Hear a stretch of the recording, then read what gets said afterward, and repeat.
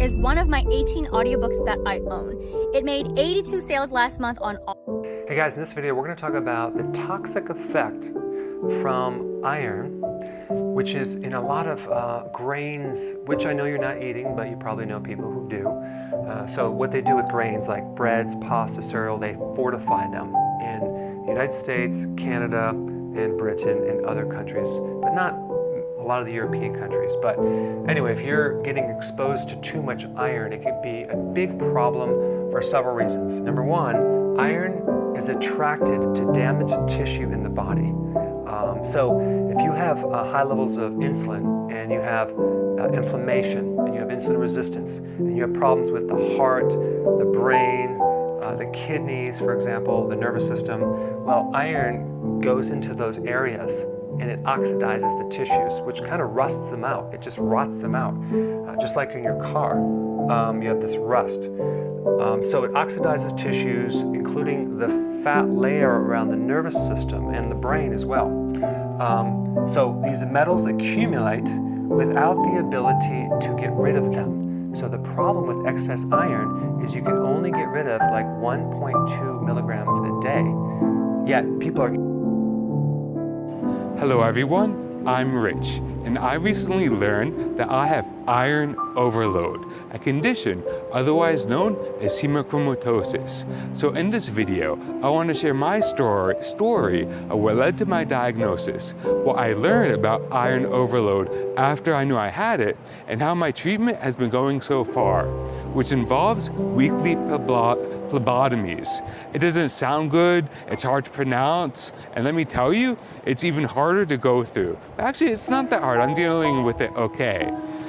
Anyways, welcome to this very special episode about iron overload, otherwise known as hemochromatosis. So this all started half a year ago with my annual medical checkup. You see, by law, Japanese companies are required to offer free medical checkups for their employees once a year. So I went in, got my results back, thinking I'm gonna pass with flying colors because I live like a stereotypical healthy lifestyle. I eat fruits, I eat vegetables, I go to the gym, I work out, I do weight training, my weight's in reasonable shape. But I get my results back and I got like an F or something. And it said my liver enzymes were really high. So I thought, oh, that's just like a false positive because I do weight training, the muscle breaks down in the blood. Let me cut out exercise for 2 weeks and get retested. And that was actually the hardest part so far, was not going to the gym for 2 weeks. So no exercise, no weight training for 2 weeks, got a follow-up blood test, enzymes still high. So I talked it over with my doctor, and she said, if you're taking supplements, they might be hard on your liver, and that might be causing your enzymes to be high. So I thought, okay, let me cut out all of my supplements, wait another month, went back, liver enzymes, still high. So my general practitioner doesn't really know what's going on, so she sent me to a hospital to see a liver specialist. And so I saw the liver specialist, talked it over with him, I got an ultrasound of my liver, came back negative, turns out I don't have fatty liver disease. And then I got an MRI along with 1 billion more blood tests, and then finally he had a hunch of what was going wrong. He said that I have iron overload, which means that my body is absorbing too much iron. At first I thought, iron? That's the good stuff. I get that from chicken, I get that from venison. I need to make sure I got enough of that to fuel my workouts and stuff and build muscle. Iron, it's great. And he's like, yeah, but you have too much of it. And to give you an idea of how much I have, iron in your blood stream, in your system, is measured by your ferritin levels, because ferritin is what stores the iron for later use. And I got my ferritin levels checked, and he noticed that the normal range is about 10 on the low end, all the way up to 100, and that's maybe normal-ish, right?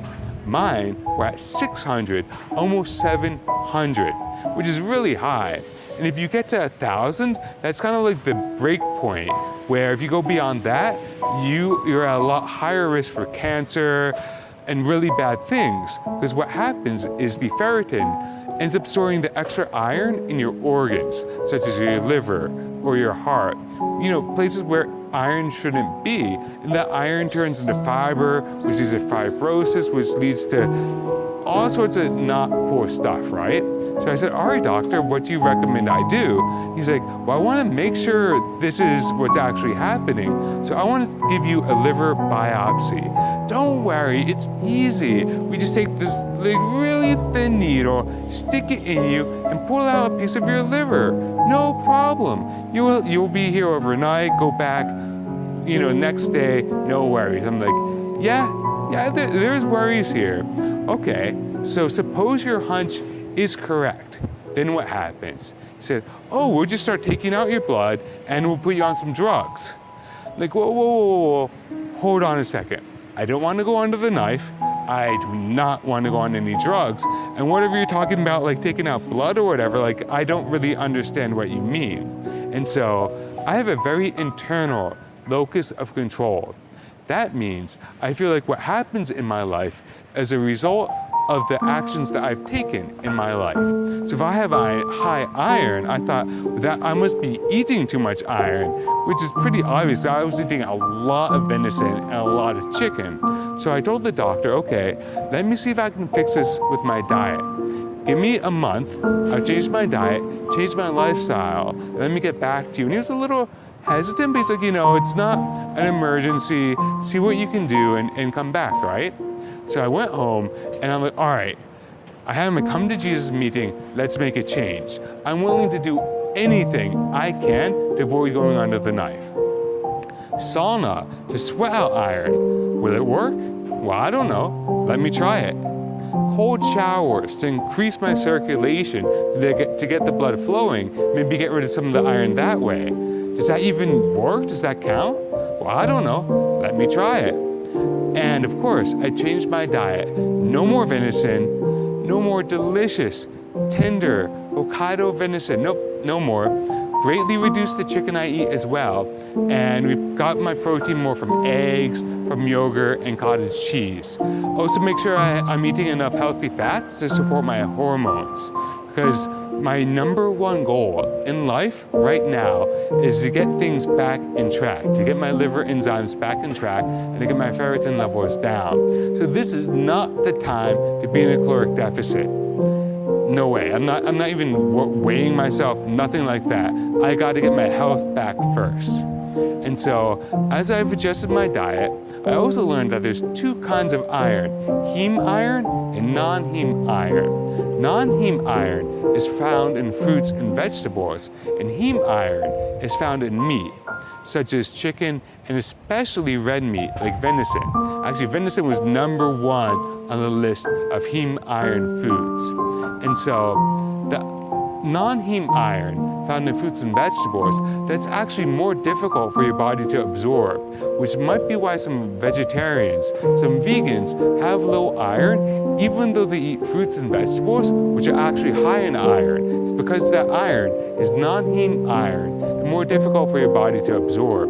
On the other hand, heme iron is a lot easier for your body to absorb. Like I said, venison was number one on the heme iron list. So I cut out the venison, reduced the amount of chicken I ate, and at the same time I started to research hemochromatosis.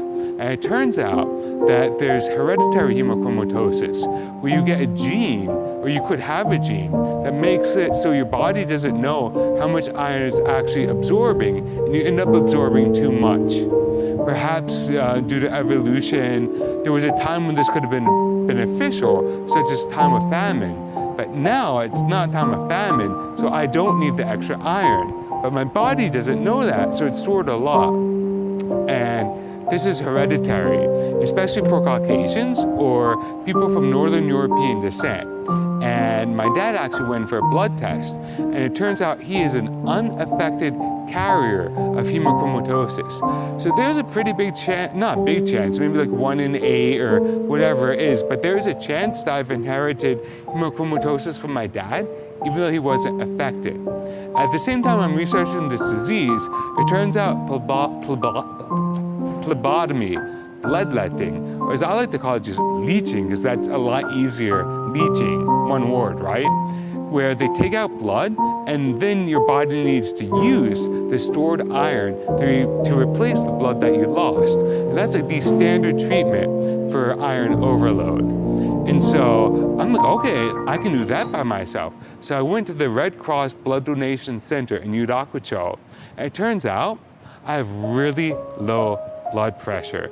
The first time I got my blood pressure checked at the machine, not the doctor, I guess like the assistant, saw that. You know, they put on the sleeve, it squeezes, and the numbers show up, and he's like, this must be an error. Let me try again. And so he tries again, blood pressure, still low. He's like, well, let's have you see the doctor. He can check it not using this machine, but using like a manual device, right?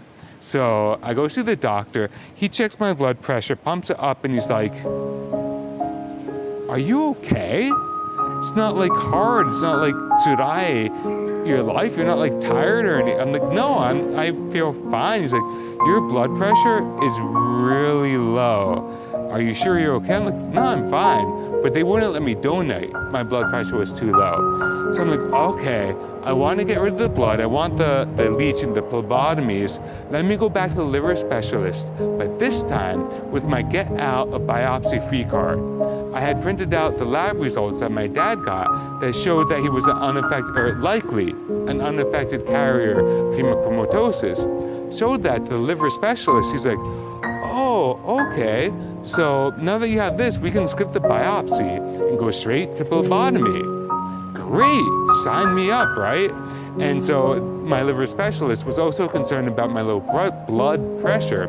So we started off 200 milliliters of blood, no problem. Next week, another 200 milliliters, no problem. And so the third week, they upped it to 400 milliliters. I felt fine that day, but the next day I had a bit of a headache, kind of like, well, I have like contacts, right? Disposable 2-week contacts. It felt like you feel like if you leave your contacts in for too long, like if you use them for more than 2 weeks. It was that kind of headache. Nothing serious, but I don't get headaches. So even like a little headache is like, oh wow, that's something, right? But at the same time, I felt good, and after a couple of days, I felt better. My appetite's pretty high, so I'm eating a lot. I've put on a little bit of weight, but again, that's no problem. And went back, and my liver enzyme, like as this is going on, I'm getting my blood levels checked. And it turns out in that 1 month where I just changed my lifestyle myself, my ferritin actually went down by 100 points, or an average of 25 points per week. In addition, my liver enzymes took a huge jump in the right direction. So despite what Google Sensei said, I had actually changed my lifestyle and started progressing in the right direction to getting rid of the iron overload. At the same time, the phlebotomies also helped out a lot more. And as of today, my liver enzymes they're within the normal range, the high end of the normal range, but they're back within the normal range. And my ferritin is down to about 360 now, with the target of getting it down to 10. So I still have a ways to go, but I'm certainly going in the right direction.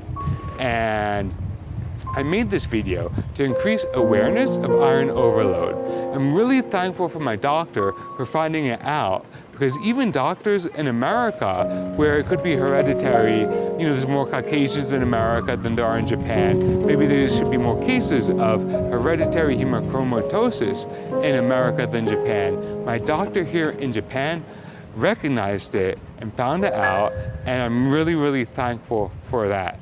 And so with this video, I hope to raise awareness about hemochromatosis. If you're a side sleeper, you need to hear this. Regular pillows are not geometrically designed to fit. Whew, it's been a while. Do I even know how to do this anymore? Can you speak into a microphone and look at the camera? How do you say hi? Hi. A few months ago, blood work came in revealing I had some crazy high ferritin levels. I was immediately defeated, deflated, and honestly petrified. And then I thought, wait, what the heck is ferritin? Pronounced ferret, Ferritin. It is a protein container that holds iron until it's needed. Iron is a metal and an element that's essential for the production of healthy red blood cells. It's also something Arnold pumps. The most satisfying feeling you can get in the gym is the pump. It's as satisfying to me as coming is. I'm like getting the feeling of coming in the gym, I'm getting the feeling of coming at home, I'm getting the feeling of coming backstage when I pump up, so I'm coming day and night. Our bodies cannot produce iron, so we must absorb it through foods or supplements. Too much iron can have toxic effects and damage vital organs.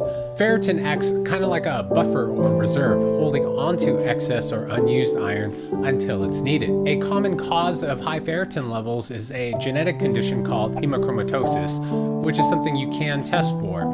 It's more common in people of Northern European descent, so it wasn't surprising mine came back negative. It is also referred to as an acute phase reactant, so it can rise during bouts of inflammation and is associated with metabolic syndrome or in cases of underlying liver disease. Why is knowing your ferritin levels important? Specifically, symptoms of iron overload include fatigue, weakness, abdominal pain, weight loss, libido loss. I'm coming day and night. I gotta wash my ears now. Gout, high blood sugar. More worrisome are possible long-term effects, arthritis, liver disease including cirrhosis of the liver, diabetes, hypothyroidism, heart disease, pancreatitis, spleen damage, Parkinson's, Alzheimer's, and it may have an association with longevity, as centenarians on average have low ferritin levels. In some studies, reduced free iron in worms and fruit flies have demonstrated increased lifespan. So, depending on the lab, standard ferritin ranges from 30.3 to 565.7 nanograms per milliliter. There is debate if those ranges are still too high. A Dartmouth professor suggested a ferritin level over 100 is often associated with disease. I had a normal value of 293 nanograms per milliliter, and years later I clocked in at 639 nanograms per milliliter. And 5 months after that, the value rose yet again to a stunning 1,226 nanograms per milliliter. The good news is I was able to lower those levels, reflected in a recent test, but still high. With the high ferritin value, other tests that might be ordered include red blood count. How do you pronounce this stupid word? Hematocrit. Edit this out, Mike. Iron, total iron binding capacity, transferrin, which is kind of like a shuttle for ferritin, ultrasound, ALT/AST levels, all of which I did take and all of which came back normal. So how are most of us getting iron? Foods like potatoes, cashews, spinach, organ meats, shellfish, and red meat all contain iron. But perhaps lesser known, flour, cornmeal, and cereals are often fortified with iron. Daily multivitamin tabs also contain iron, as well as other metals you can't easily get rid of, like copper, which may be bad to accumulate. Remember, your body cannot naturally regulate iron levels. Most adult or senior multivitamins come in iron-free form, so I'd look for those. Check this out. Side note, I am very happy and confident with my medical team, but even with their best intentions, I was actually asked to take a multivitamin tab, and they even recommended a brand that contained iron, and this was after my first flagged ferritin test. These multivitamin tabs also contain vitamin C, which enhances iron absorption. I had to point these things out, and we, didn't continue on with the daily multivitamin. But that's why I continue to say you have to take ownership of your health. No matter how well-intentioned, no one will be as invested into your well-being as you. So here's my personal hypothesis for my high ferritin levels. It's actually the cookware I've been using. I rarely eat all of the above mentioned foods, but for the past year, I have been cooking and eating 2 to 3 dishes a day prepared specifically in a cast iron pan. I like the sear and non-stick nature and despise non-stick pans in general. Look at this freaking murder weapon. You tried to kill me. And I can get a little bit lazy with the stainless steel cookware maintenance, but I didn't realize that cast iron pans can leach 6 to 8 milligrams of iron per meal into your food. So, at up to 3 dishes a day, I was adding possibly 24 milligrams of iron per day. Be careful with that. Unless you're anemic, then you could consider the opposite of my suggestions. Most people can lose about 1 milligram of iron per day. Okay, so are there ways to get rid of excess or chelate iron and ferritin? The most common prescription for hemochromatosis is phlebotomies. I didn't know what it was other than it didn't sound good. It's consistent sessions of blood draws, as much as weekly, often bi-weekly, and in perpetuity for maintenance. For someone who hates needles, this was a nightmare scenario. This is me every time I get blood drawn. I can't even. It's also, interestingly, why high iron and ferritin is not commonly found in women under 60 because of menstruation. For those reasons, and if your physician won't prescribe a phlebotomy, frequent blood donations are kind of also suggested. There are chelation therapies using pills or injections, but are generally less effective than phlebotomies. Turmeric, specifically curcumin with piperine, as well as an IP6 supplement, chelates iron in multiple studies. Mung bean may also be an iron chelator. Coffee, likely due to the polyphenols and ideally taken with meals, as well as calcium-rich dairy products, can hinder the absorption of iron. Eggs contain a protein called phosphatin. Did I say that right? You gotta learn how to pronounce words, Mike. Phosphatin that binds to iron, which can also prevent the absorption of iron. One study showed that a short 2-day fast significantly decreased iron, ferritin, and total iron binding capacity. However, more studies are needed to track its long-term effects. I will say fasting is widely known to improve inflammatory states in which chronic inflammation is correlated with high ferritin levels. So which of those things did I do and what were my latest results? I wasn't experiencing any noticeable sickness or inflammation, so remember that my previous ferritin value was 1,226 nanograms per milliliter.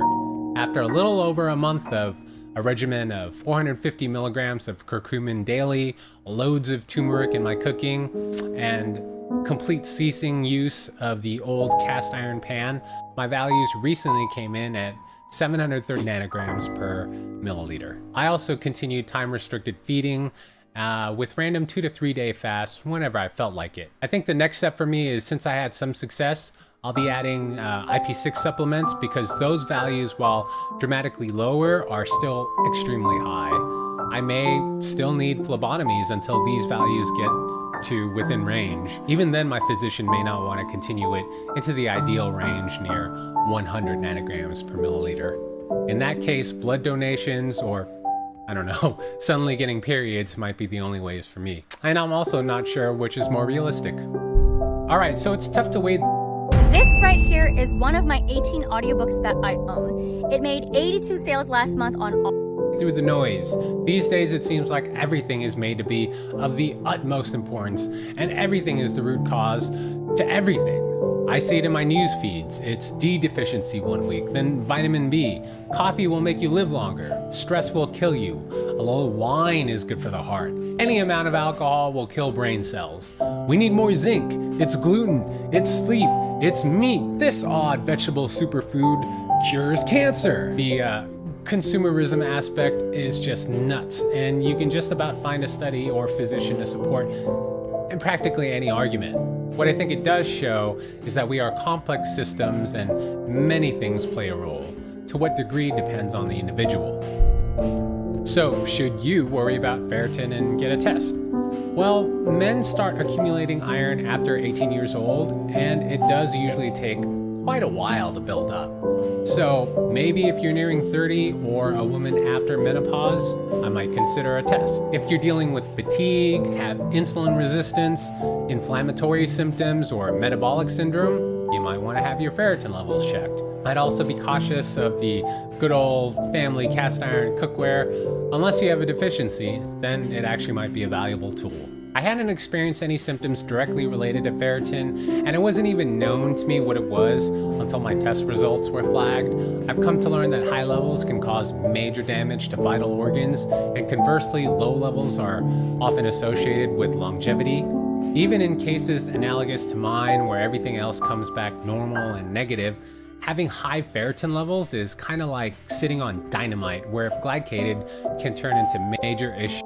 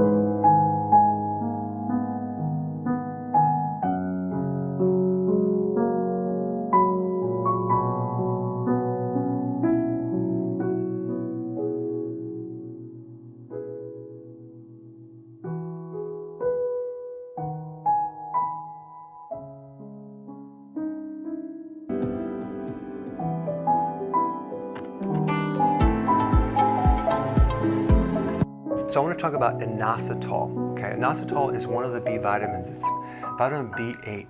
Okay, so it's really effective for insulin resistance.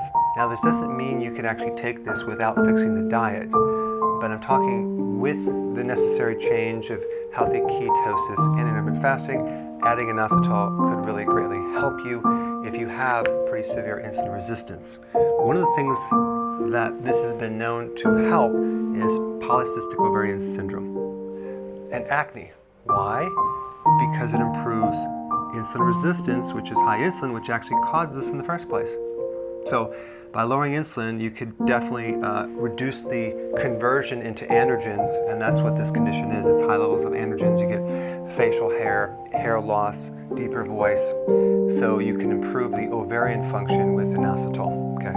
It also decreases cholesterol, probably because it improves insulin resistance, which is behind high cholesterol. It also helps neuropathy, like in peripheral neuropathy if you have damaged nerves at the bottom of the feet from high blood sugar problems. Again, because of what it's doing right here. Reducing risk for kidney stones is another great benefit. It will help your menstrual cycle. It will help in the production of neurotransmitters. And my guess is when you fix insulin resistance, you allow the amino acid to go into the cell because insulin controls the absorption of amino acids. So more absorption of the protein building blocks equals more ability to make neurotransmitters, which means less anxiety, less depression. So some people take this for depression, anxiety. In addition to doing healthy keto and intermittent fasting, I think if you have anxiety or depression and you take this, that would be a really great thing to do to speed things up. Now, the type I'm going to recommend would be something called IP6. You can get it online or at the health food store. Why? Because this has some additional really amazing properties to help someone decrease risk for fibroids, decrease risk for cancer, decrease abnormal cells. So IP6 is also a phytic acid, which is a very powerful antioxidant, which also is a chelator, so it'll help get rid of excess iron if you have too much. Okay, so that's inositol in a nutshell. Thanks for watching. Hey guys, I had a quick question. I'm thinking about doing a keto summit in Washington, D.C. this fall. And the reason I want to do it in the fall, that's my favorite time of the year where the leaves are falling. It's going to be gorgeous in Washington, D.C. And I wanted to know if you would be interested in coming out. So this way,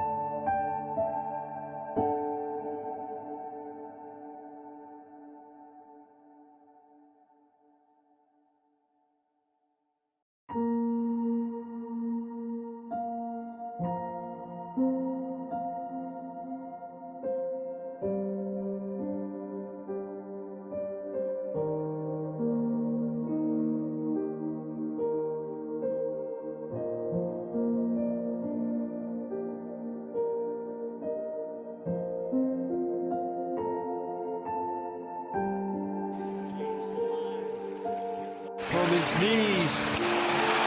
Centering pass, and Marchand gets robbed by Murray.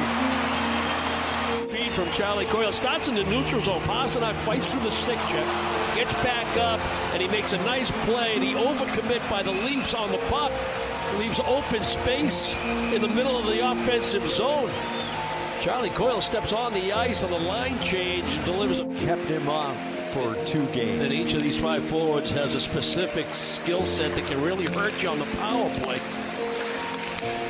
Nylander to Mitchell Marner. Tavares stuffs it in front and Bunting scores.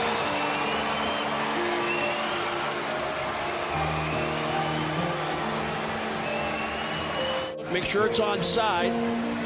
Looked like the Leafs were definitely in good position there, and then they worked the puck down, and a little bit of contact by Matthews on Ullmark. He got pushed in there by Forbert. Bunting, the beneficiary, at the top of the blue pane. Past the post, Nylander picks it up, goes all the way to the blue line. A ricochet and a diving save by Ullmark, robbing Hall.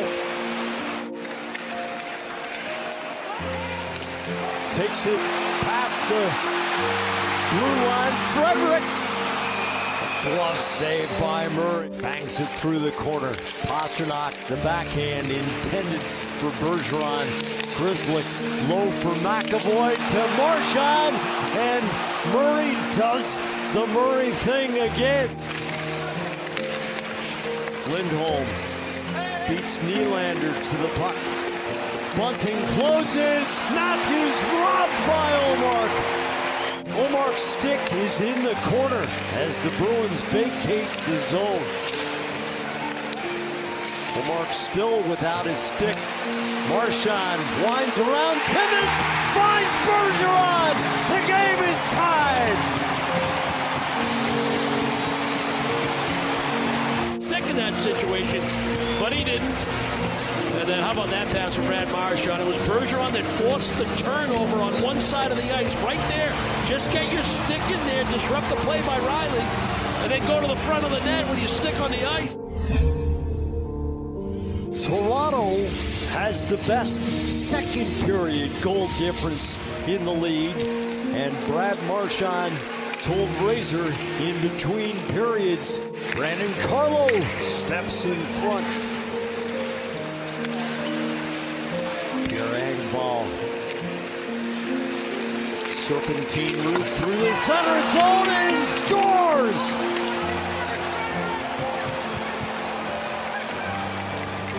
They go back to the right with your shot off the rush. I mean, the Bruins, this is a one-man rush, but they give up the blue line a little too easily. Pastrnak off Riley. Bergeron gets it behind the goal. Pastrnak steps into the crease and Murray makes the stop. Up and down the boards. Engvall shielding the puck. One hands it to Timmins. He telegraphs the pass. Pastrnak with Marchand middle. He scores! Marchand was a threat, and Pastrnak looked off Murray and found the short side. It's 2-2. Because that's a clean breakaway from the defensive blue line. Goes off the toe of the blade. Now he's got to hustle and get to it. He's got to pick it up. He's got to survey what he has. And just a subtle little look right there as if he was going to think of throwing it over to Marchand as Riley makes a diving attempt. I think he gets Murray to move a little bit off that near post. Nylander loses control, gets it back. Giordano into the crease and over off of Krejci's legs. Kampf up the boards, cross ice pass Giordano. Oh, what a recovery by Ullmark! The save of the game. Bruins don't get a chance to score this goal unless this happens. Linus Ullmark without his stick. Carlo up the boards. Lindholm. Nosek. Evades Simmons. Foligno to Greer! A.J. Greer scores! The Bruins lead for the on his right side with his blocker in reverse position after Taylor Hall made a diving play. And then the Bruins take advantage off the rush. The Maple Leafs collide right around the defensive blue line to allow Boston to have possession further into the offensive zone. They make a nice play. Saka, the block, 2-on-1 with Lindholm against Marner.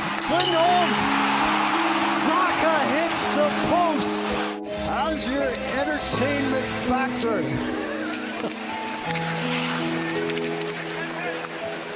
Matthews fires right on. Oh, Omar robs Nylander on the rebound.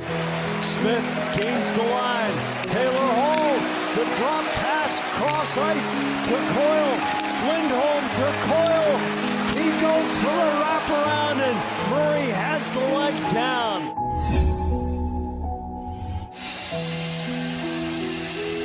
Matthews and Coyle square off, and Coyle wins it from his knees.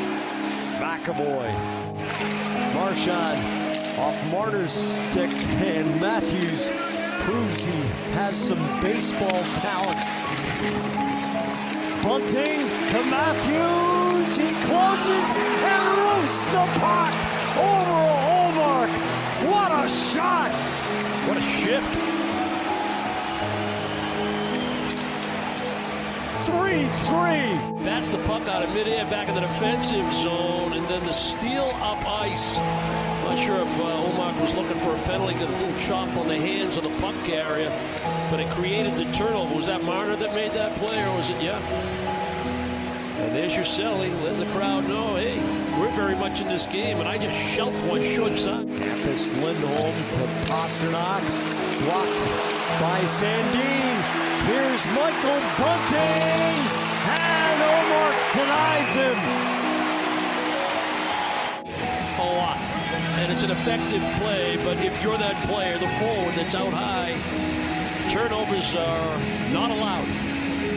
Tipped by Krejci, Taylor Hall, the shot, wide glove side, Carlo to Hall, tries it, Grzelcyk scores! 1:16 to go, Matt Grzelcyk, puck to the net, and it deflected in. By their captain, John Tavares, he's trying to make a play out of his own zone. He passes it almost really right to David Krejci. He allows that quick re-entry for Taylor Hall. And now the Bruins go to work. All five guys involved. Heads up play by Carlo to get it deep. Hall tries to rip one through the crease, and then the drive by Matt Grzelcyk. But David Krejci working the top of the paint. I'm not sure who gets credit for this goal other than the Bruins. And they lead 4-3. Krejci was going for the tip. I'm not sure he made contact. William Nylander, one last try, and Ullmark makes the save at the siren. The Bruins open up an 11-point lead over Toronto in the Atlantic Division.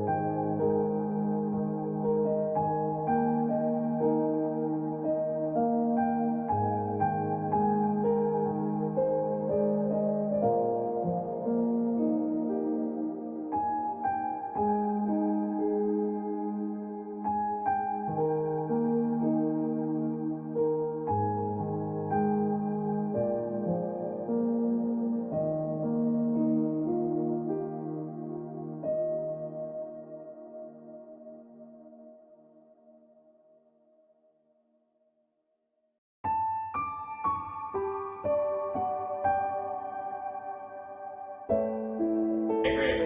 Yeah. Thank you, Blob. I'm sure Everyone says that. You say that every time you're in here, Reverend. But I will say this. Y'all don't understand how big your mouth needs to be. Yeah, everybody's amazed when they see you. Like, you never used to be able to fit my cock in your mouth. No. When you were No, younger. no. I've been... You couldn't even... I mean, you could barely just fit... Yeah. tip of The the head. tip. So, camming has helped me give Mike better blowjobs. So, thank y'all. No, you don't. No, you don't, Terry. No, you don't. No, you don't. It looks good It on is cam, gorgeous. but, It's you know, great cam cock. for normal, like I like really petite small girls. Well, what's my perception? Yeah, you'll never fuck the women you want. I know, but that's what I'm I like. picky. Yeah, That's he why I'm likes attracted a to tiny very, chest. very tiny girls. Thank you, Bob. And unfortunately, I mean, it's weird, isn't it? Dakota, this cock was the first cock I ever saw. He's the first guy I ever fucked. Thanks, Smallsy. No, actually, when it's actually fully not erect, It looks average. it's probably average. It's average. It's Oh, totally yeah. average. No, hell no. No, oh God, Terry, yeah, no. She couldn't even fit in her mouth. She No. No, it was so funny because I have the one dildo that is like almost like your cock size. And I don't tell him, I didn't tell her anything. Later, people were talking, I'm like, but Ava, just to let you know, that dildo he gave the blowjob to, Mike's thicker than that. She's like, her outline is right. I mean, but she's very petite.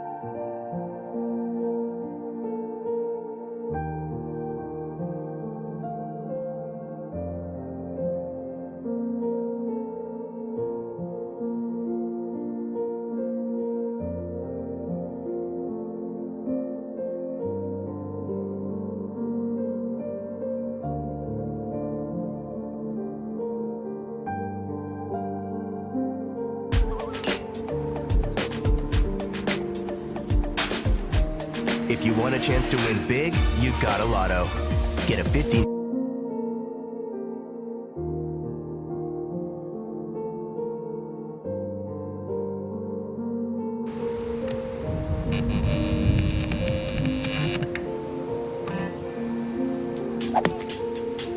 We're going to Wales today to eat loads of meat.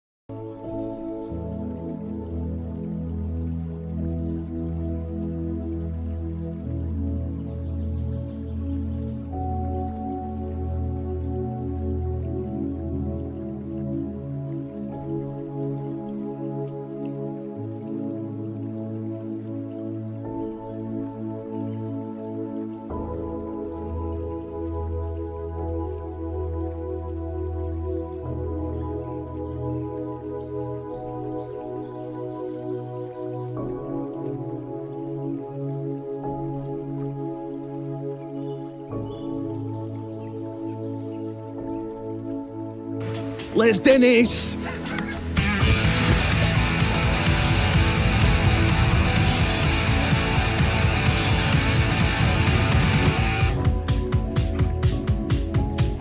Alright, we made it.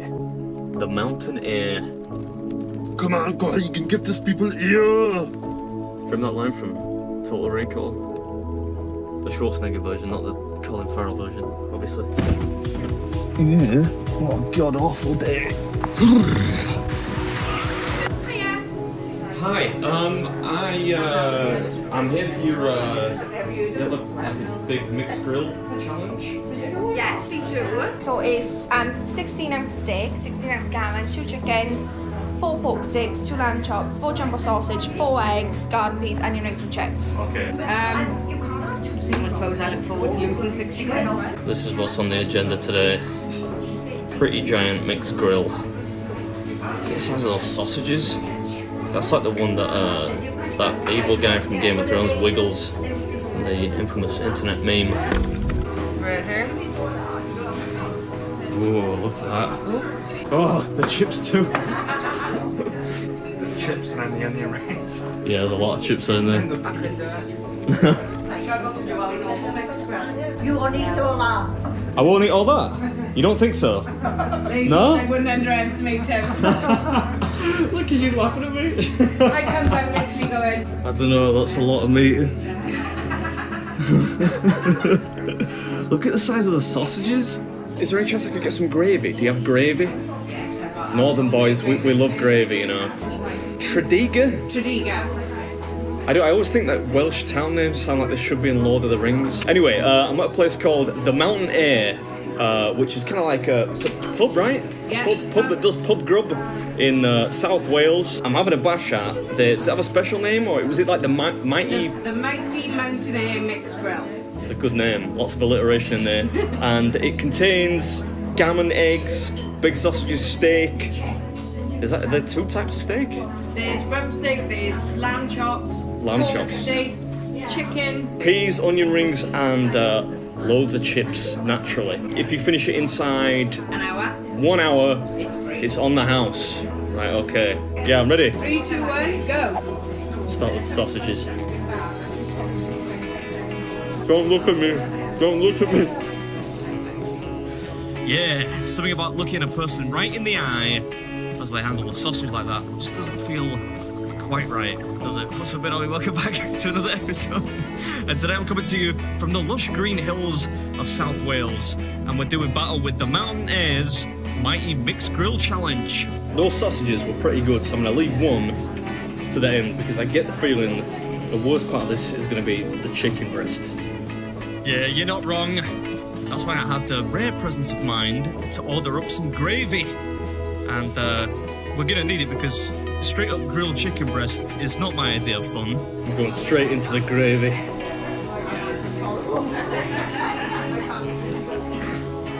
Look at that, I'm getting stuck in there. What would you call that eating technique?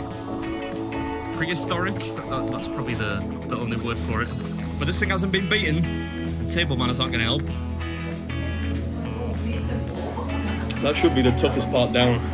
Yeah, or the least pleasurable, let's say. I think if grilled chicken were a weekend activity, it'd be, I don't know, mowing the lawn, picking out a new shoe rack at IKEA, something like that. No fun, but they're out of the way now. And we're on to the 2 8-ounce rump steaks, complete with, you guessed it, additional gravy. Everything okay, Joe? It's delicious. I'm trying to eat as much as I can before that old lady over there leaves because she was laughing at me. So I wanted to see the plate half empty at least. Yeah, I'll be damned if that lady's leaving before I get a significant amount of this down. Not that I'm gonna get up and tackle her or anything. I just want to see, you know, a bit of shock and awe. That's all. Well, we are now. I think we're still eating the steak. Yeah, the steak, and then we're on to the lamb chops. Got to finish the fat here. They don't cut you any slack. Yeah, it ain't supposed to be a walk in the park, old boy. I think we might need something other than gravy. Just judging by the look on my face. Just help the sinew down, you know. Onto the gammon now. This doesn't really go that well with gravy. Can I get on?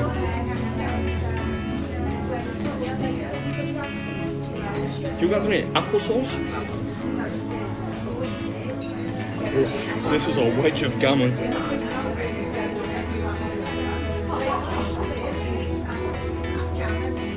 Oh, thanks, buddy. Thank you.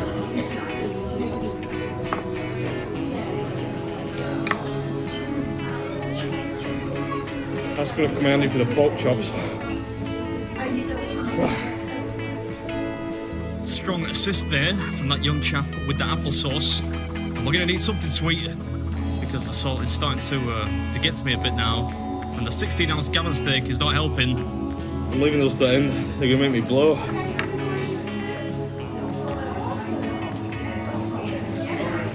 Oh, there are 3 pork chops, 4 pork chops. Oh, God help me.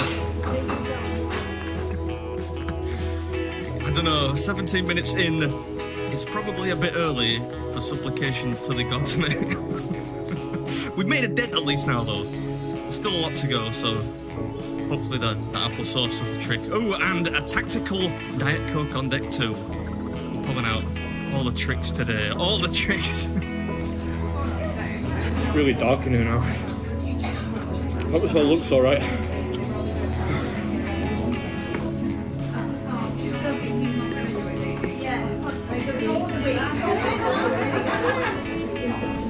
Yeah, you said I wasn't going to do it. You might be right. I can't believe you just turned down the dessert menu. What's going on? Unbelievable. Do you have to finish all the fat? Yeah.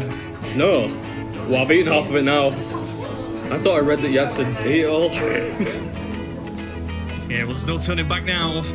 Fortunately, we're done with most of the meat, and even the chips at this point are a relief. I've left some pieces of fat from the gammon, you might have noticed, but don't worry, any sticklers out there, I'm coming back for those. The texture just made me feel, at this point, like I was at some risk of having an incident. But don't worry, if I get through the rest of it, I'll go back and get it. Going well. You have little faith. Yeah, I think she might be coming around, you know? What do you reckon? I'll tell you that there's no greater conquest than winning over a pensioner's coffee morning. That's all the motivation I need.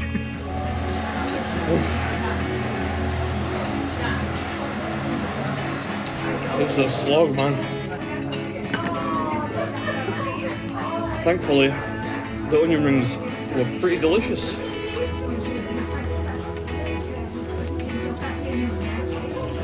Can I get a spoon just for the peas?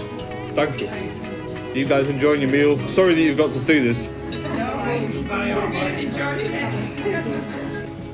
Just got some peas left. Oh, you've got to eat the peas, yeah. I mean, one of your 5 a day, right? Thank you. I should try and get somebody to calculate how many times I've used that joke. It wasn't even funny the first time. Get some new gags. Have I got plenty of time left? Yeah. I started worrying, just it's really dark now, so I'm thinking, have I been eating longer than I actually think I have? This is just the Welsh weather.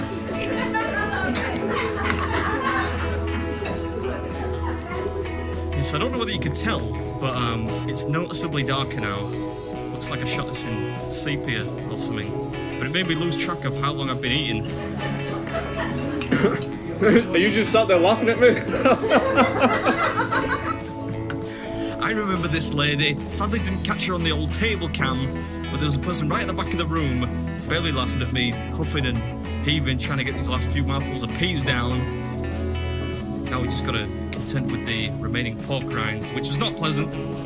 But the steak, especially the onion rings and the sausages, they were all tip-top. Hope you enjoyed me proving an old lady wrong. And I'll catch you at the next one. I think I'm just going to have to swallow this whole.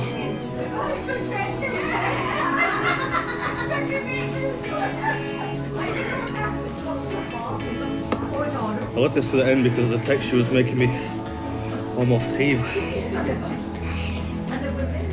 Almost there, almost. We're all rooms in camera. I bet you know, it's 60 quid.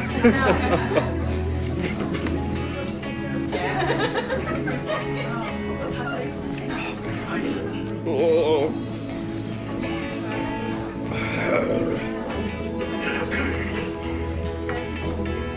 Those are just the bones from the lamb chop.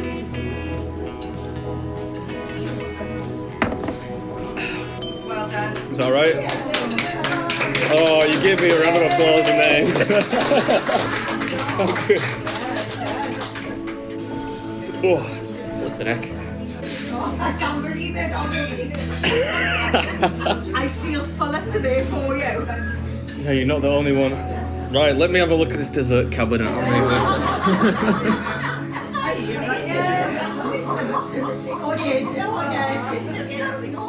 There's always a second stomach when it comes to dessert. I told you I'd get that cake.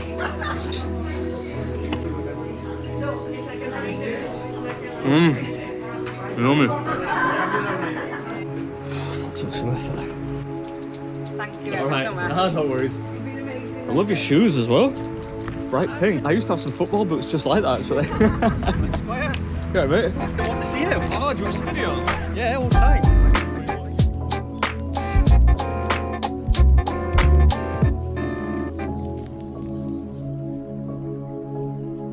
I want my hug. Come on, man, bring it in, brother. Oh, my son's great, man. Thanks, mate. Cheers. Appreciate it. We'll see.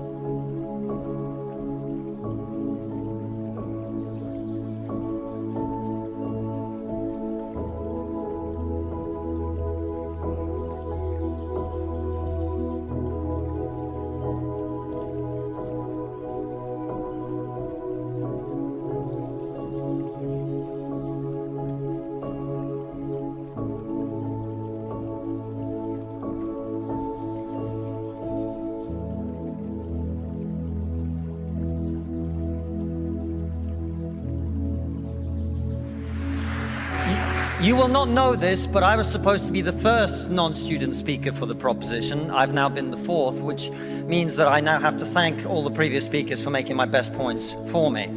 And I find that the main reason now that I have left to be in support of the motion is that I am so tired of talking about woke culture. That's why it's gone too far, more than anything else. And I thank the other speakers for making the points for me, because it means I don't have to reiterate the point that no, free speech is not some right-wing reframing of whatever. It's the foundation of Western civilization. Upon this civilization is built, and the Enlightenment values that led to it. I don't have to make the point that has been made by far better people in the past, that the only way to deal with the problem of racism is to treat people on the content of their character and nothing else. And the fact that woke culture seeks to overturn that is a new form of racism that we must all oppose. It means also I will not use this opportunity to say I told you so, as someone who spent the last 5 years warning people in the West that if we continue to erode our culture, if we continue to undermine our confidence in Western values, that our enemies like Vladimir Putin will seek to capitalize on it. I will not make any of those points tonight, at all. Instead, I am not going to talk to those of you who already agree with me, which I imagine is most of you. I'm not going to talk to you because I imagine after everything you've heard tonight, you're going to vote for the proposition. I'm going to confess I will take your vote for granted. Tonight, I am the Labour Party and you are the Red Wall. Now, I want to talk to those of you who are woke and who are open to rational argument. A small minority, I accept. Because one of the tenets of wokeness is, of course, that your feelings matter more than the truth. But I believe in you. I believe there are those of you here who are woke, who are open to rational argument, so let me make one. We are told that your generation cares more than any other about one issue in particular, and that issue is climate change. We're told that many of you suffer from climate anxiety.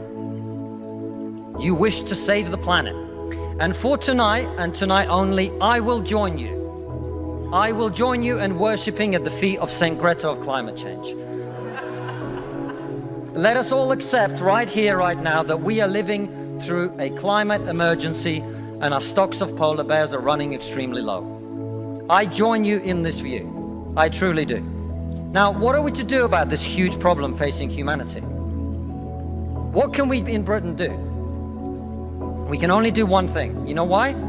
This country is responsible for 2% of global carbon emissions, which means that if Britain was to sink into the sea right now, it would make absolutely no difference to the issue of climate change. You know why? Because the future of the climate is going to be decided in Asia and in Latin America by poor people who couldn't give a shit about saving the planet. No, thank you. No, thank you. It's going to be decided by poor people in Asia and Latin America who don't care about saving the planet. You know why? Because they're poor. Because they're poor. I come from Russia, which is not a poor country, it's a middle-income country. 20% of households in Russia do not have an indoor toilet. What they have is an outdoor toilet. And I don't mean one of those nice portaloos that we get here. I don't even mean a Glastonbury portaloo. I mean a wooden shack with a hole in the ground that holds a collected fermented memory of the last 10,000 visits. How many of you are going to go home tonight and say, let's rip out our bathroom and erect a Siberian shithouse in the back garden? And if you're not, why should they? 120 million people in China do not have enough food. I don't mean that they don't get dessert. I mean they suffer from malnutrition. That means that their immune system is breaking down because they don't have enough food. You're not going to get them to stay poor. Imagine you're Xi Jinping, the leader of China. When you were 10 years old, there was a revolution, a cultural revolution in your country, and people came and they put your father in prison. Your mother had to denounce him. Your sister killed herself. And you, no longer enjoying the protection of your formerly powerful father, were sent to a village where you lived in a cave house. And here you are, decades later. You have clawed your way up the bloody and greasy pole of Chinese politics to be the undisputed supreme leader of the very Communist Party that destroyed your family. And you know that the main thing you have to do to survive and to stay in power is to deliver the one thing that the people of China want: prosperity, economic growth. Where do you think climate change ranks on Xi Jinping's list of priorities? 1/3 of all children who live in extreme poverty in the world live in India. That means they are starving and dying of preventable disease. Now, about 15 months ago, my wife got pregnant. Not me, because we're old school.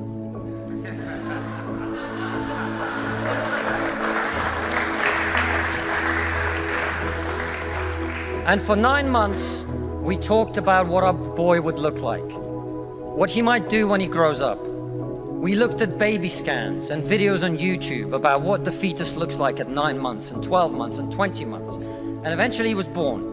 And he is this cute little bundle of joy. He's cuter than about 80% of puppies. Right. Now, if you said to me that I had a choice, either my son had a serious risk of starving or dying from a preventable disease in the next year, or I could press a button and he would live. He would go to school. He would bring his first girlfriend home. He'd go to university and graduate and become a woke idiot.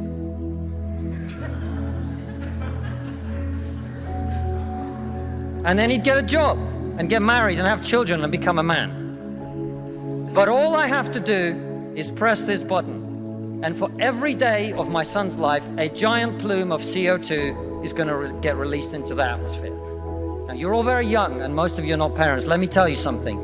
There is not a parent in the world who would not smash that button so hard their hand bled.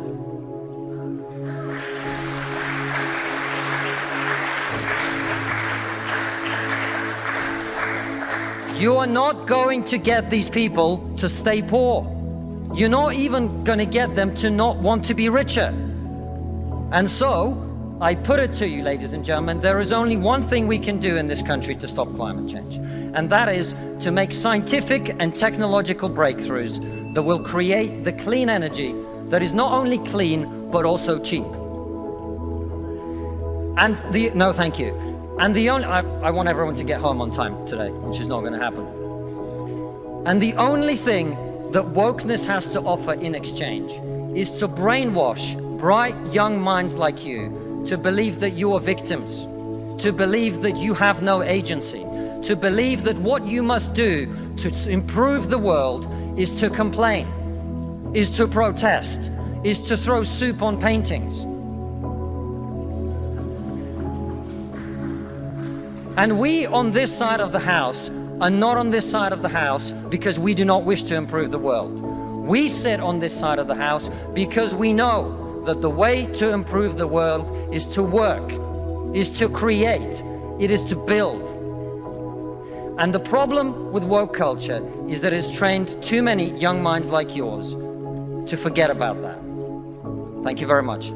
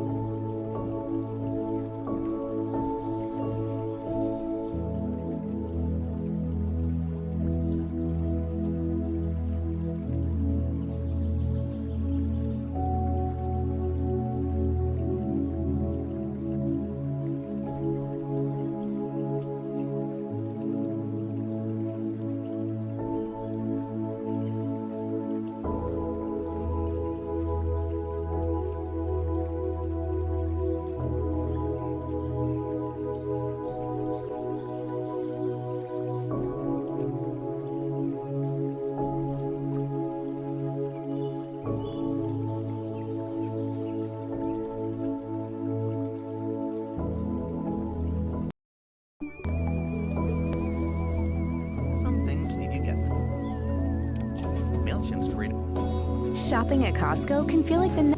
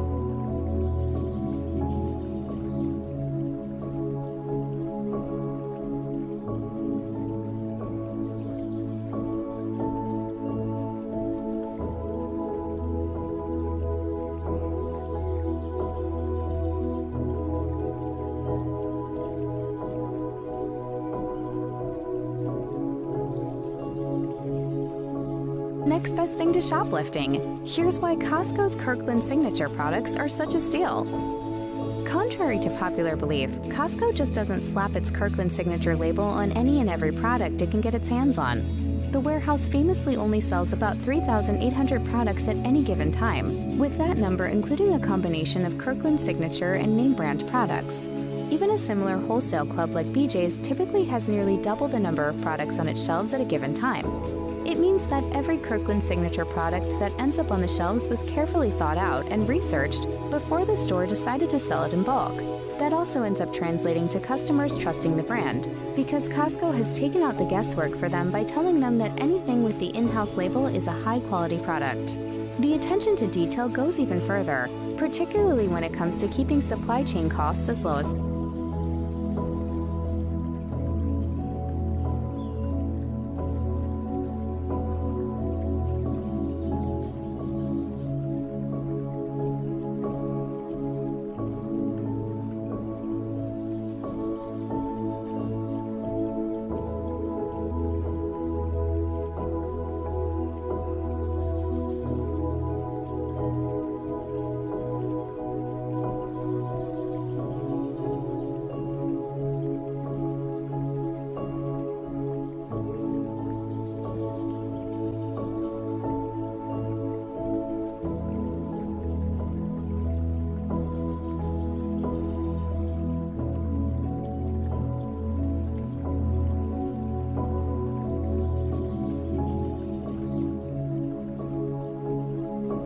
possible.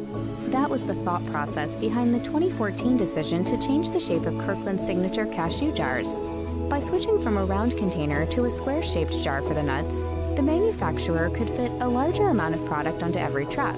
It may seem like a small detail, but it has a big impact on Costco's yearly profits and the amount of money its loyal customers can save.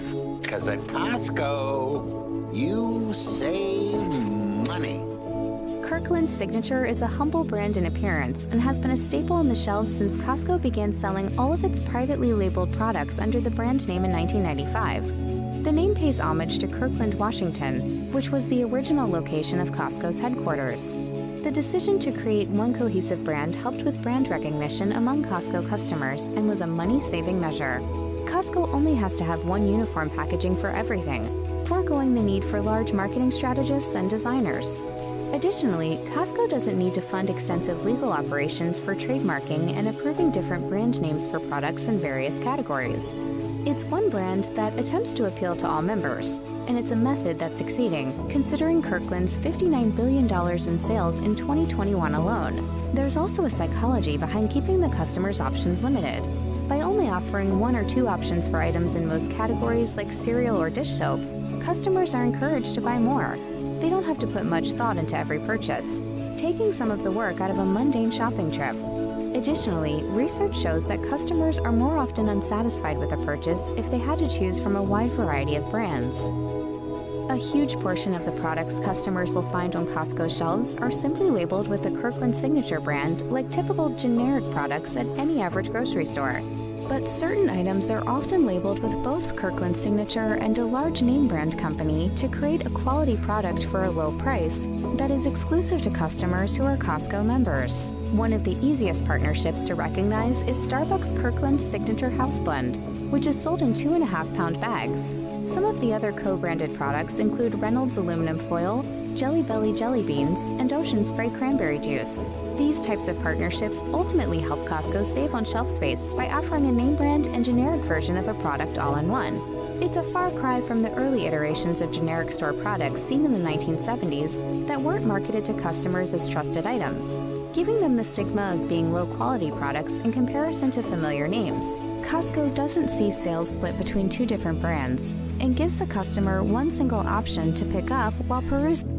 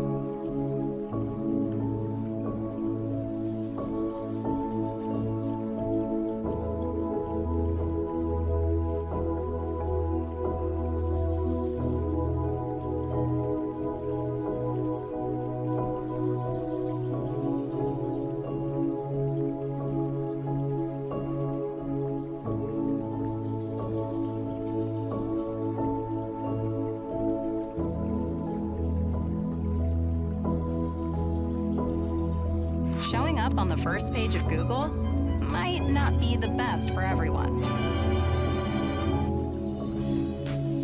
Putting the big three to the test. Call you back in more than 3 hours. What kind of BS is that? What's it gonna take to get more players? I underestimated what a hurricane.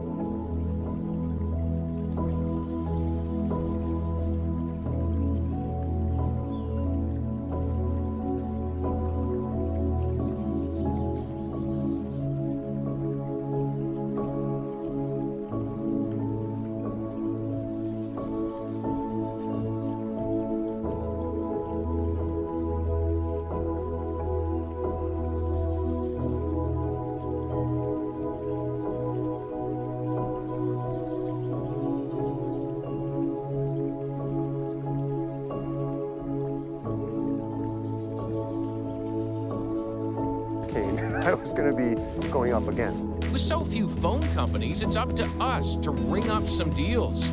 Over a course of 24 months, he'd be saving $3,187.96 plus tax. We go long distance to reveal how others are doing. In Canada, $10.22. That's crazy. Giving you the 411 only on your marketplace.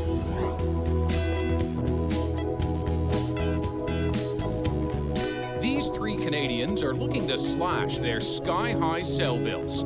Jeff Scott's trouble is with TELUS, Deborah Prenger's singing the blues with Bell, and Steve K, he's ready to rumble with Rogers.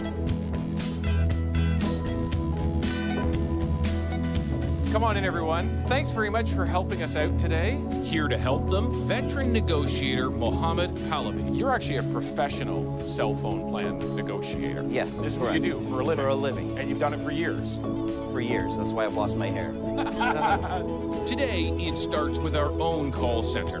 Our testers taking on their telco. Let's start with a little bit of your backstory. I'm with TELUS and I pay 108 with tax. And you're paying more than you want. Yeah, absolutely. Deborah? I'm with Bell and I pay an average of $438 a month. Come again? $438 a month. There's myself and my 2 university-age kids are also on the plan. Steve? I'm with Rogers. I have 4 lines and I pay about $412 a month. We're just paying for a lot more service than we need. Canadians pay some of the highest cell service prices in the world, handing the big three billions every year. Why is Canada so expensive? I'm a real estate agent in Toronto. My cell phone is my life. But service isn't always great. We would simply like to get what we're paying for. I have to complain every single month. I pay $110 a month with poor to no reception. And that's driving discontent. I think most cell phone servers in Canada are severely overcharging. Where's the competition? It's been a day of being in the dark for Rogers customers. When the Rogers outage left a quarter of the country cut off, when one thing goes down, it kind of all just collapses. About the only call getting through was a wake-up call. They have alternative and they have choice. Do you think Canadians have alternative and choice in this marketplace? Very much so. And you're saying that with a straight face. Experts warning too few players with too much power and not enough competition made the blackout so much worse. We had all of our eggs in one basket. We took our home internet to Bell and kept our cell phones with Rogers because we didn't want that to ever happen again. Now Steve's asking Rogers for a better deal. I just want to transfer my phones over. And we're asking, how do we all get a better deal? And who's blocking calls for it? I really want to get my mobile rates down. I'm just wondering what you can do. Our testers start with shopping online. $50 for additional lines, which is good. Now, they're calling up the little competition there is to see if others can do better. Call will be recorded. Steve's first up. Remember, he's with Rogers. Thank you for calling TELUS. But he's giving TELUS a try. See how quickly they answered the call? Mohammed says this kind of speedy service often goes to potential customers, not loyal clients. That's a minute and 38 seconds. Minute and from the time you 38 press seconds. send. Wouldn't it be beautiful if all customer service was like that, right? I'm interested in switching my phone plan over from Rogers. Mohammed thinks Steve could cut his bill in half if he says the right things. He should be asking them, what is the best price you can give me for a 20 gigabyte plan or 30 gigabyte plan, right? Something more tailored to his usage, right? Right now, my plan includes 135 gigabytes, but I don't need that much. That's where I would stop. So I have found some plans and some offers. All right, what do you have for me? 5 minutes in, and the bargaining begins. Which would definitely help you to get some savings today. Let's get to the number. Come on. But to get to that number, another 10 minutes and a whole lot of details will spare you. $230. Yeah, 230. Let me just figure this out. 230 for all 4 lines. So that is 30. We can see that he can literally save, almost $200 a month. By switching. By switching. Can he now convert that offer from TELUS to a better deal at Rogers? And is this really what it takes? We're calling up a guy who knows all about trying to create competition. Hi, it's Anthony here. 13 years ago, entrepreneur Anthony Lacavera offers Canadians a radical alternative. With real unlimited plans, no term contract. Wind Mobile. Fees. Wind. True mobile freedom.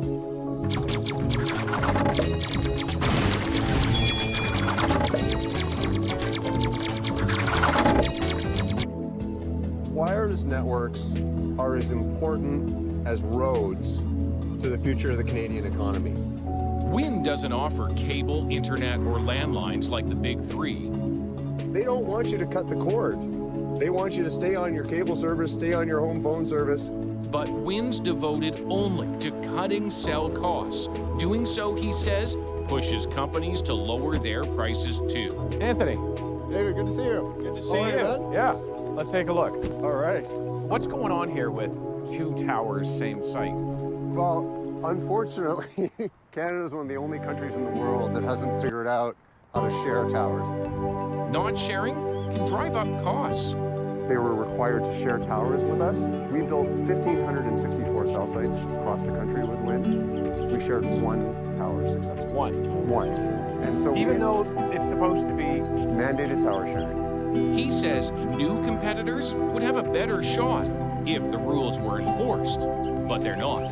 They were really able to put up a lot of barriers, but it goes far beyond that. 8 years after it was born, Wind has to sell out to cable company Shaw and is renamed Freedom Mobile. I underestimated what a hurricane I was going to be going up against. They put these fake competitors like Fido or Koodo or Chatter or even Virgin Mobile to create the illusion of competition. But when the Wind came, they went crazy. You call them fake competitors because they're still owned by the big giant company. All those brands are owned 100% by Bell, TELUS, and Rogers. We're allowing these oligopolies to continue to function and to consolidate even further. We can't fault them for that. We have to have the government step in and fix this once and for all. But will they? Until now, rather than better conditions for all of us, it's been left up to each of us to find our own deal. Welcome to Rogers. Easier said than done for our tester, Deborah, who dreads calling. She's with Bell, but she's checking out Rogers first. Oh, see how quickly they answered? This is why I've lost my hair. This right there. And just like Steve, as a potential customer, her call is answered in less than 2 minutes. I was wondering what Rogers is offering right now in terms of... we have remaining deals. Steve's also trying for a better deal, calling Rogers, where he's been a customer for almost 20 years. We can call you back when your call is next to be answered. Look at the wait time. Let's see, 30 minutes? In more than 3 hours. 3 hours? Oh my God. What kind of BS is that? 3 hours? So who has 3 hours on a Sunday, right? While we all wait here, I want to show you something really interesting that we found on the telco's website. So this is Rogers. They have their essential plan, $85. But if I go and change it to Saskatchewan, that $85 goes down by $10 to $75. Same thing over at Bell if you change it to Quebec. What's going on? Some provinces have a regional competitor, and it's driving lower prices for everyone. Are there any other offers or discounts that you have right now? Back in our call center, Deborah's call to Rogers to see what she'd save by switching is about to pay off. So that'll be $170 plus tax? Nearly $70 less a month. You did a great job, so kudos to you. Armed with options, Deborah calls her provider, Bell, expecting an even better deal. I want to see if Bell can match those rates. But quickly finds Bell won't budge. If you're going to cancel your services in here, you will be paying $1,831.40 for the 3 lines, okay? To make a switch, she'd have to pay for her phones outright. Just trying to deter her from moving. Let's go out and see it. Perfect. How you feeling? Depressed. I mean, none of us have time for this stuff. It's time consuming. Yeah. There can be a variance between agent to agent. So sometimes you may have to make more than one phone call? 100%. Deborah calls it a day. But we're not finished with her yet. Meanwhile, choices aren't any easier for our third tester, Jeff. He's with TELUS. But a quick search on Bell's website suggests he could save $10 a month by switching. I'd like to call about my existing cell plan. So Jeff gets on the phone with his own provider, TELUS. And that's when things take a turn. Are you calling me a liar? Because I'm telling you, he said 75. Our expert goes from the sidelines to the front lines. Okay, download it. And we head overseas to show you just how much better they've got it. Oh my God, that's so much money.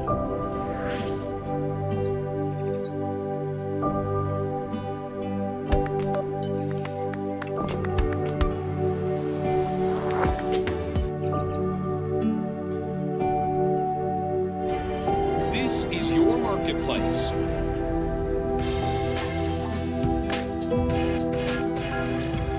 We're dialing up a test to show just how much better other countries have it when it comes to cell phone bills. Hello, France. Hello, Cedric. How are you? Good, good.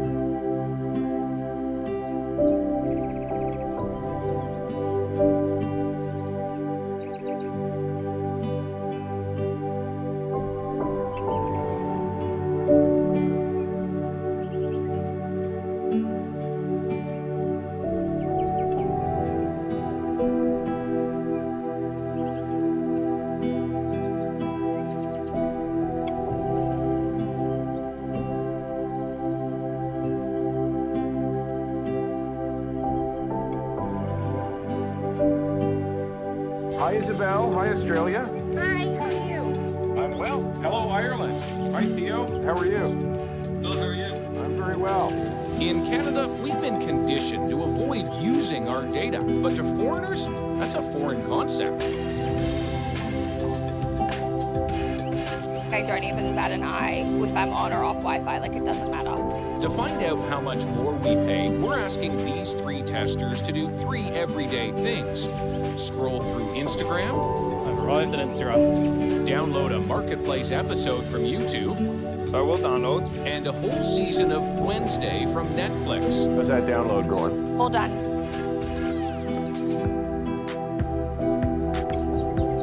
We're going to calculate how much data you used, and then we'll compare that to how much the same kind of task would cost here in Canada. Canada is often compared to Australia. Big country, small population. Our cell companies say that's one reason why our prices are so high. Can you start by turning off Wi-Fi and turning off your battery saver? Yeah. They also say Canada has many more towers. Still, Australians enjoy lower rates. Okay, and we'll set the timer. Okay, great.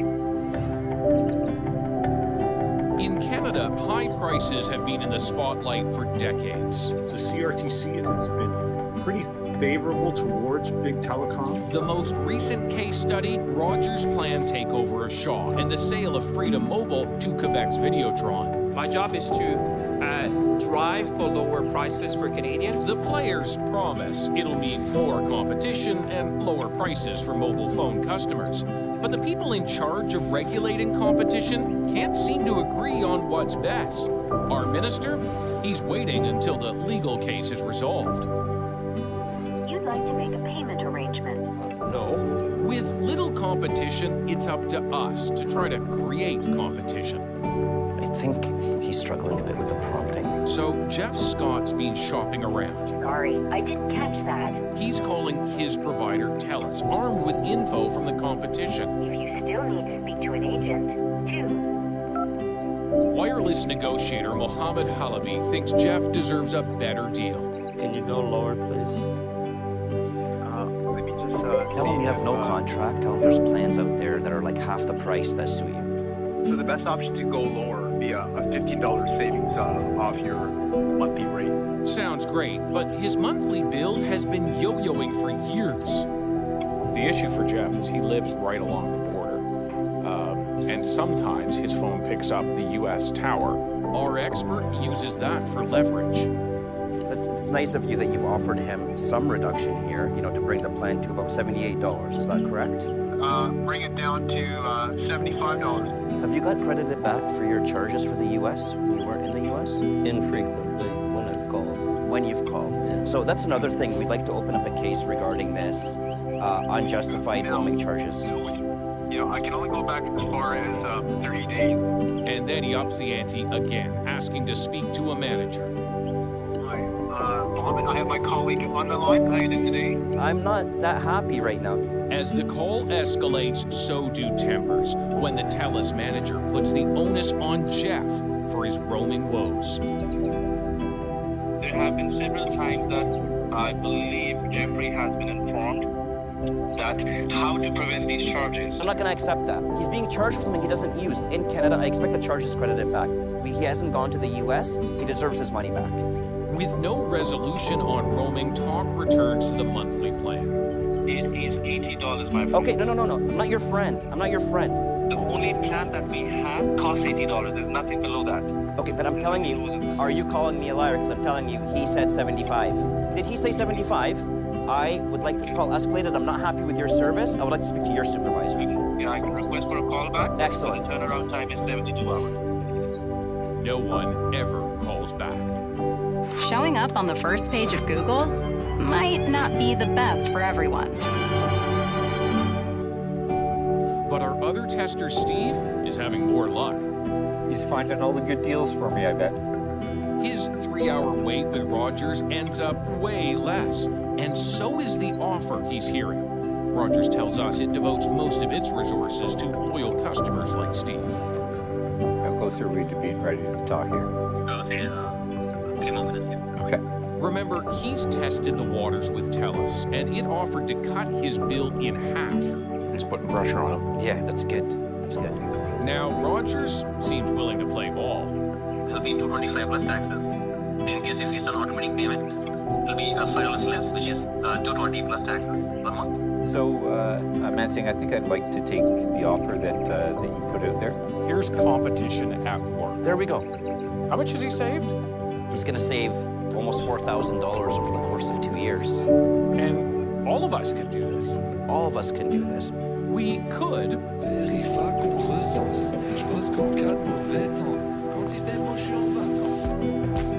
But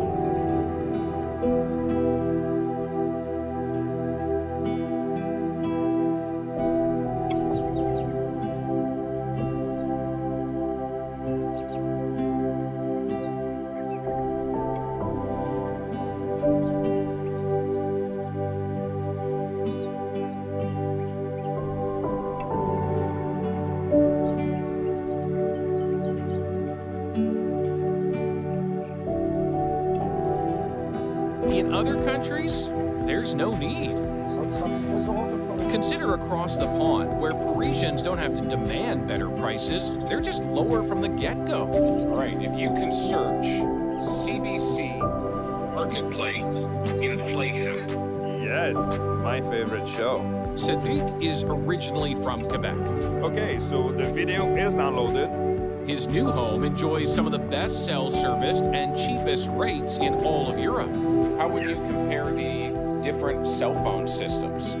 The choice in the offer, the lack of competition in Canada is very noticeable. I want you to search for the series Wednesday. Over in Ireland, years ago, prices were high, just like ours. The industry dominated by few. Okay, picking download. We don't have to sit here and watch every episode, do we? We do not, no. Then government forced the big players to share their network with smaller ones. The result, wider choice and cheaper costs. It's a free-for-all. It's like a buffet of phone activities. After each download... Okay, time's up, so go to your settings. Yep. We record our testers' stats, the amount of data for each task. It says 121 megabytes. 172 MOs. 172 megabytes. It says 1.8 gigabytes. That sounds about right to me. Then we crunch the numbers. You ready for the results? I'm ready for the results. Using data from global research outfit Rewheel, it breaks down the average cost of mobile data around the world. For Instagram, that 5 minutes scrolling through stories, the average cell phone user in France would pay half a cent for that. Wow. In Canada, 20 cents. That's crazy. That's over 20 times. More than 20 times. That download on YouTube, for the average Canadian, $2.36. For the average Irish user, 5 cents. Are you serious? That big of a difference? The download of Wednesday on Netflix, The average user in Australia would pay $1.63 for that. By comparison, the average user in Canada, $10.22. Oh my god. That's so much money. It's just pretty scary that that's your normal there in Canada. So why can't we have the same? TELUS won't talk. Bell and Rogers send us to their industry rep. The Canadian Wireless Telecommunications Association says prices have been declining and operating costs are higher here than other countries. They also dispute Rewheel's conclusions. With such a disconnect between companies and customers, what should Ottawa do about it? why has nothing changed? It's political will. That's next.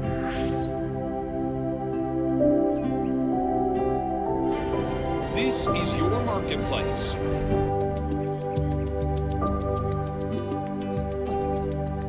After all the calls, there's still little competition among Canada's cell companies, and we're paying the price.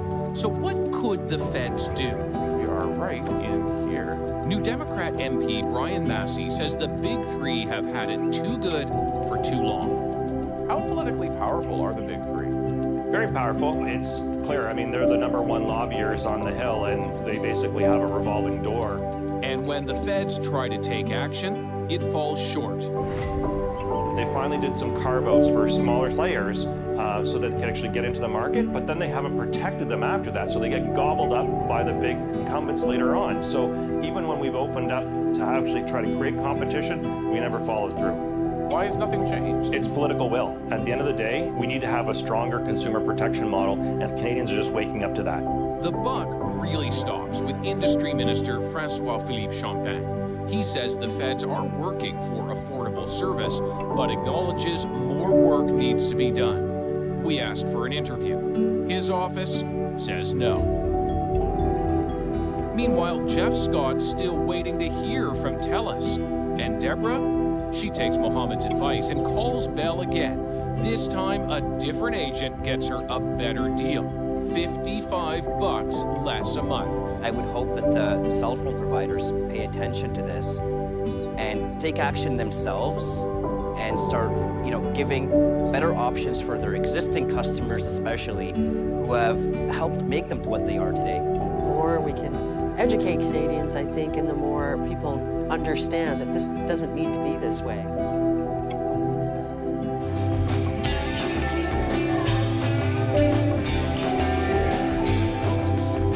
It's taken my family generations to perfect the perfect.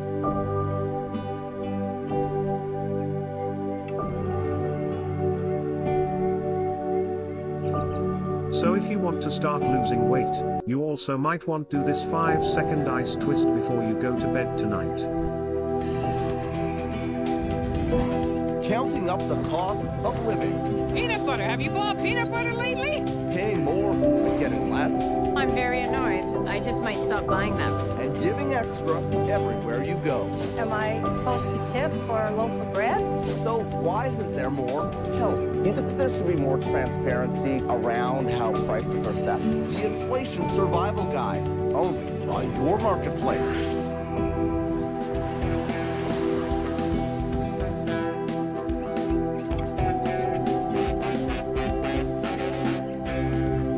We are taking a walk through the world of rising prices. Festival in Bala, Ontario. Harry, okay, so you got hot sauce here? I do. Most of the vendors here are like Terry of Terry's Hot Sauce, trying to make a living off a labor of love. Okay, so in this cranberry concoction you got here, yes, what's gone up in price? The cranberries, the maple syrup, the peppers, some of the spices that I put in, the garlic, the lemon, the onions, everything. Everything has gone up in price, so it's forced me to increase my price. So prices are hot. So yeah. the sauce? Yeah. Oh, it's coming in now. A few stalls over, Heather's handful of granola tells me a timely story. Well, all of our costs have gone up for cashews, almonds, oats, pumpkin seeds, and maple syrup is our only sweetener. That's gone up significantly also. With inflation at a 40-year high, Martina isn't even breaking even anymore. So the ginger snaps, tell me about them. Like the bag I sell for $6, but technically they cost me $5 to make. So that's not covering an awful lot. That doesn't cover my gas, which we all know has gone up through the roof. I've grabbed these now. Peanut butter. Have you bought peanut butter lately? Like there isn't anything here that is like in any way, shape, or form still affordable. So basically anything I grab, you can tell me how much it's gone up in price. Wow. Yeah, I mean peanut butter was like the staple of every family that just had minimum wage income. You can't afford that anymore. Peanut butter is now for the elite. It's crazy. It's crazy. It's absolutely crazy, and it's scary if this keeps going up. Seems like everywhere you turn, inflation is taking a bite. Experts say we can blame the war in Ukraine, the shock of COVID, shipping delays, labor shortages, and we've all been demanding more stuff than can be supplied. The Bank of Canada's attempt to slow down our spending is adding to the pain. Higher interest rates for mortgages and lines of credit. It is a perfect storm of factors. Armin Yelnizyan is an economist and writer. She says, don't look now, the worst is yet to come. Okay, Travis, I have to say I stay up at night. I literally do not sleep at night wondering how many people are going to go hungry this week, how many people are going to lose their housing this week, how many people are going to get sicker quicker and turn to a health system that is itself on life support. When we could be doing so much, we are the 9th largest economy in the world. Yeah. We could be doing whatever we want, and we could be whatever kind of a society we want. It drives me crazy we're not doing more for one another right now.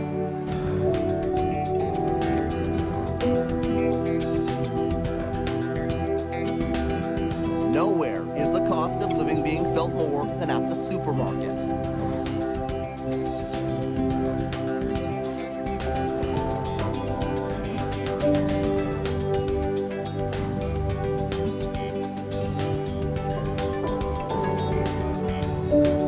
Overall prices here are up more than 10%.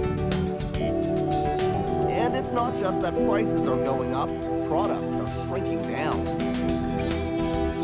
It isn't always easy to notice so-called shrinkflation, so we decide to test it out with a game of Spot the Difference. I love Marketplace. You love Marketplace. Well, we are glad that you love Marketplace. Come on down. You're the next contestant on Spot the Difference. You ready for this? I am. First up, Barilla Spaghetti. The old and new packages look the same. It's what's inside that isn't. This has about 44 more grams in it. For 10 grams, there's 450. You are quick, my friend. And what about the price? Well, the price is probably the same, so I keep buying it. But you give me less for the same amount. Actually, this is more. No! Yes. Oh! Up? Up. Wow. Oh. What do you think about that? It's unfair, I think. We asked Barilla why they decreased their product, then increased the price. They tell us it was because of rising costs, while still trying to put 4 or 5 servings in one box. The next difference is a bit harder to spot. Pumpkin pie filling. You ever use this stuff? E.V. Smith pie filling with a whole new twist on shrinkflation. We're we're calling aquaflation. Okay, so look closer at the ingredients. This is the old one. Look at the first couple of ingredients here.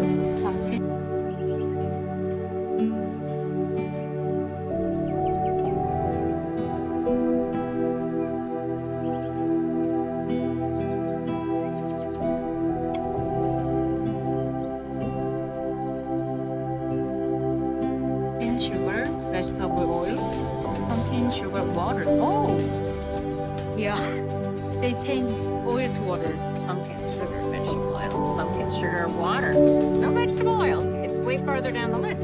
Exactly. Vegetable oil has moved down from 3rd position to 6th, which means there's less of it. Vegetable oil is going way up. It's Vegetable gone up oil, like 30%. You know about this, yes? I've been watching it. Go, yeah.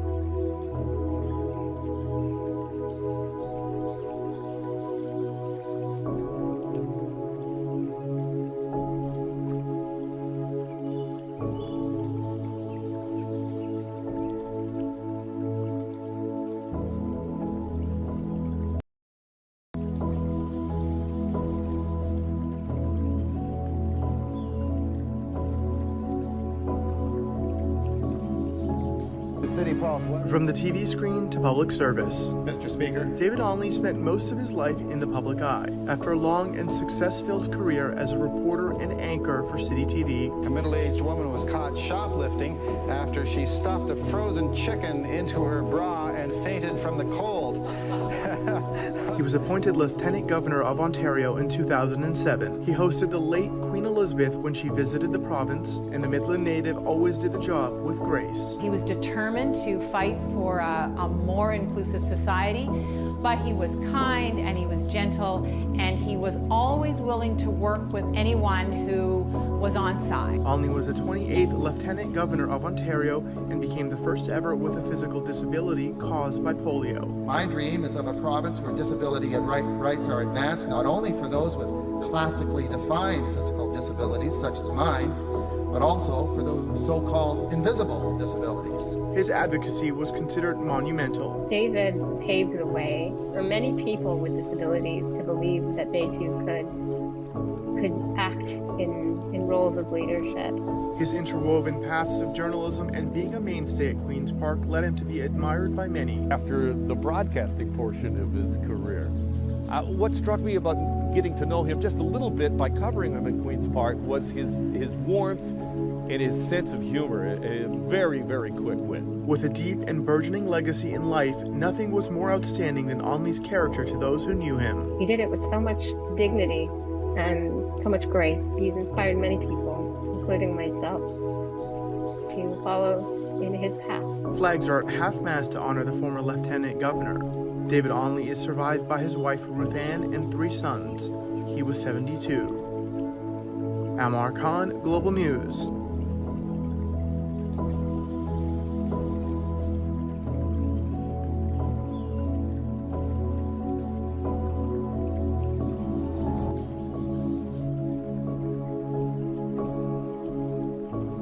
David Onley, behind me is the new City Pulse. From the TV screen